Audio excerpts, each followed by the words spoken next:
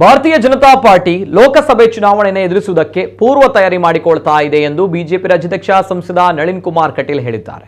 ಪುತ್ತೂರಿನಲ್ಲಿ ಈ ಕುರಿತು ಮಾಧ್ಯಮ ಪ್ರತಿನಿಧಿಗಳ ಜೊತೆಗೆ ಮಾತನಾಡಿದಂತಹ ಅವರು, ವಿಧಾನಸಭಾ ಚುನಾವಣೆ ಬಳಿಕ ನಮ್ಮ ಮತಗಟ್ಟೆಗಳನ್ನು ಪರಿಶೀಲನೆ ಮಾಡುವುದು, ಮತಗಟ್ಟೆಗಳಲ್ಲಿ ಕಾರ್ಯಕ್ರಮಗಳನ್ನು ಅನುಷ್ಠಾನಗೊಳಿಸುವಂತಹ ಕೆಲಸಗಳನ್ನು ಮಾಡ್ತಾ ಇದ್ದೀವಿ. ಜಿಲ್ಲಾ ಸಮಾವೇಶ, ಕಾರ್ಯಕರ್ತರ ಸಮಾವೇಶ ಮಾಡುವಂತಹ ಮೂಲಕ ಚುನಾವಣೆಗೆ ಬೇಕಾದ ಪೂರ್ವ ತಯಾರಿ ಮಾಡಿಕೊಳ್ತಾ ಇದ್ದೀವಿ ಎಂದರು. ಅದರ ಮಧ್ಯೆ ಕಾಂಗ್ರೆಸ್ ಸರ್ಕಾರದ ಭ್ರಷ್ಟಾಚಾರ, ರೈತ ವಿರೋಧಿ ನೀತಿಯ ವಿರುದ್ಧ ಜಿಲ್ಲೆಗಳಲ್ಲಿ ಹೋರಾಟ ಪ್ರಾರಂಭ ಮಾಡಿದ್ದೇವೆ ಎಂದರು.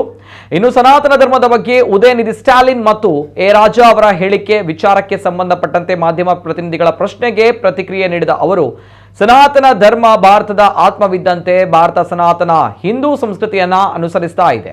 ರಾಜಕೀಯ ಲಾಭಕ್ಕೋಸ್ಕರ ಕೆಲವರು ಹಿಂದೂ ಧರ್ಮದ ಬಗ್ಗೆ ಅವಹೇಳನಕಾರಿ ಹೇಳಿಕೆ ನೀಡ್ತಾ ಇದ್ದಾರೆ. ಉದಯನಿಧಿ ಸ್ಟಾಲಿನ್ ಮತ್ತು ಎ ರಾಜಾ ಅವರ ಹೇಳಿಕೆಗಳನ್ನ ನಾನು ಖಂಡಿಸ್ತೇನೆ. ಸ್ಟಾಲಿನ್ ಮತ್ತು ಎ ರಾಜಾ ಹೇಳಿಕೆಯ ಬಗ್ಗೆ ಇಂಡಿಯಾ ಮೈತ್ರಿಕೂಟದ ನಾಯಕರು ಯಾಕೆ ಮೌನವಾಗಿದ್ದಾರೆ? ಸನಾತನ ಧರ್ಮದ ವಿರುದ್ಧ ಹೇಳಿಕೆಗೆ ನಿಮ್ಮ ನಿಲುವೇನು ಎಂದು ಕಾಂಗ್ರೆಸ್ ನಾಯಕರನ್ನ ನಳಿನ್ ಕುಮಾರ್ ಕಟೀಲ್ ಪ್ರಶ್ನೆಯನ್ನ ಮಾಡಿದ್ದಾರೆ. ನೋಡಿ, ಈಗಾಗಲೇ ಭಾರತೀಯ ಜನತಾ ಪಾರ್ಟಿ ಲೋಕಸಭಾ ಚುನಾವಣೆಯನ್ನು ಪೂರ್ವ ತಯಾರಿಯನ್ನು ಮಾಡ್ಕೊಳ್ತಾ ಇದೆ.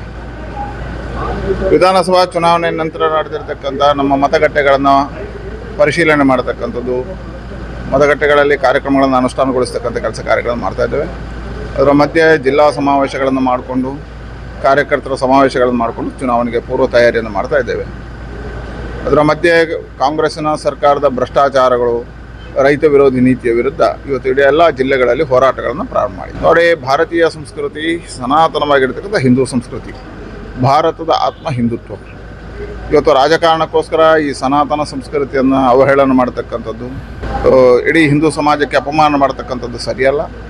ಇವತ್ತು ಸ್ಟಾಲಿನ್ ಮತ್ತು ರಾಜಾ ಹೇಳಿರ್ತಕ್ಕಂಥ ನಾನು ತೀವ್ರವಾಗಿ ಖಂಡಿಸ್ತೇನೆ. ವಿಶೇಷವಾಗಿ INDIA ನಾಯಕರು ಇದಕ್ಕೆ ಯಾಕೆ ಮೌನವಾಗಿದ್ದಾರೆ? ಸ್ಟಾಲಿನ್ ಮತ್ತು ರಾಜ ಹೇಳಿರುವ ಹೇಳಿಕೆಗಳ ಬಗ್ಗೆ ಅವರ ಬದ್ಧತೆಗಳೇನು ಅಂತ ಅವ್ರು ತಿಳಿಸ್ತಾರೆ.